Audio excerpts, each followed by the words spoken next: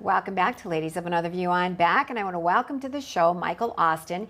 He's a member of Project 21 and an economist, and he is the president of Knowledge and Decisions Economic Consulting, and he served as chief economist to two different Kansas governors. Welcome to the show, Michael. Oh, it's great to be on, ladies. Thank you for having me today. I should say welcome back, because you've been on before, because you know your stuff, and so I want to start out talking about, well, let's first of all let people know about your business, because you also are a consultant in economy, right? That's right. So my company is called Knowledge and Decisions Economic Consulting. Started it by myself in the whole midst of the pandemic. And the focus, of course, is to take the complicated world that we live in and try to reduce it down to something that's manageable, easy, providing simple solutions so that we can make life a little bit easier. So I'll work with anybody to do good, and that usually includes city governments on their budgets, county governments on their budgets, special projects, and the like, but most certainly trying to find ways so that you can be in the driver's seat to your prosperity. I love it. And when you say, you can help people like us to help understand the bigger picture, especially when you get to the economy, there's a lot going on there. But let's talk about, you recently wrote about students thrive when it's merit, not race, that's rewarded, that's where the real opportunity is. And so you can address the situation because you obviously are very familiar with the issues. So what exactly is your take on that?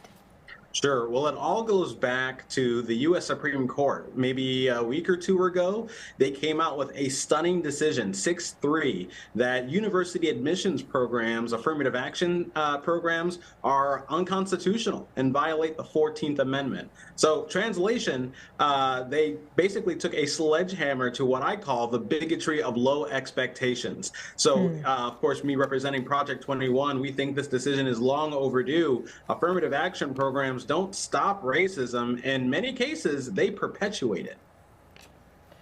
Yeah, go ahead and explain that. Like, how does affirmative action perpetuate racism? Yeah, well, first thing is just the idea that the only way that African Americans or minorities or women can get ahead is that they need some sort of favor. I think it's kind of insulting. We're all different. We all have different skills, abilities, knowledge to bring to the table, and we should all be considered on the merit of what we can do. But affirmative action doesn't take any of that into account. It basically says because of your skin color or because you're a woman, you need a condescending favor. And so it pushes out a type of stereotype that the only way we can get ahead in this world is through some sort of government intervention, not from pulling ourselves up from our own bootstraps. And that's a type of mentality I think is much more akin to 1923 as opposed to 2023.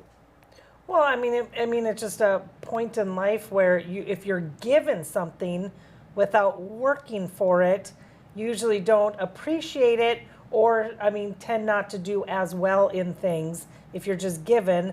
And then, a lot with this affirmative action was, Asian Americans who usually do very well, they weren't getting into colleges that they have the merit to get into, so they were getting pushed out, which, I hope this all comes together and really works because, sometimes they always find these loopholes.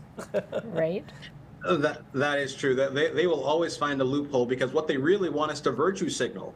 And I guess it goes back to my point about this being offensive and racist in and of itself. They, let's say, want an African American that would, let's say, get average on their SATs to be in their school. But do they really care how that student performs? No. They think that we can be, basically decorative figurines, all to be seen, not heard. And that's what this virtue signal affirmative action program tries to do. It turns us into mascots. And the true people who are out there who, have actually achieved, let's say, have high SAT scores, have really high marks throughout their K through 12 education, they should be the ones going to these schools. And it shouldn't be because of any, superficial characteristic they hold. It should be about the skills and abilities they bring to the table.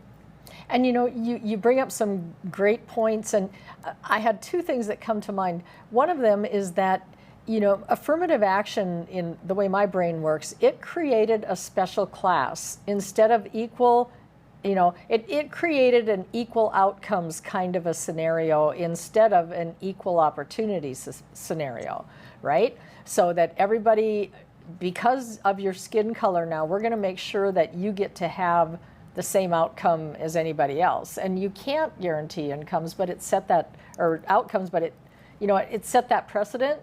I don't know if that makes, I don't know if I'm making sense, but because now we look at, government continues to create special classes of people. We get into the whole LGBTQ piece. We get into employers hiring. You cannot discriminate based on someone who comes in with an appearance that you know will repel your customers. As an employer, you're supposed to still hire them because somehow they're special. You know what I'm saying? Am I making sense at all? Yeah, you know, there's definitely an intent behind it, and you could even argue that it's a good intent. Hey, we're just trying to equal the playing field.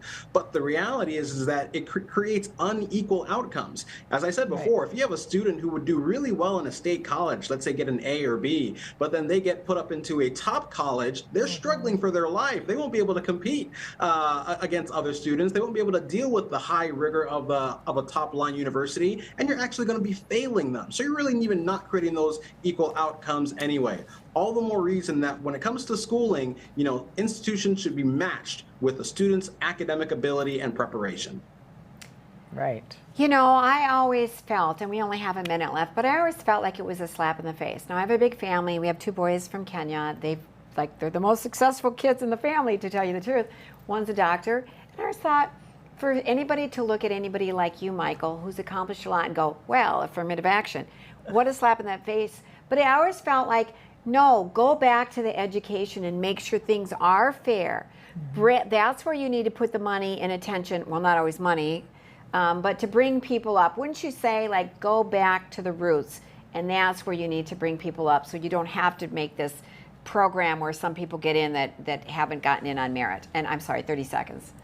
A great point. Education is the great equalizer, and it really goes back through K through 12 education, making sure we have the resources in place where we're teaching reading, writing, and arithmetic, and not this activism woke agenda for kids.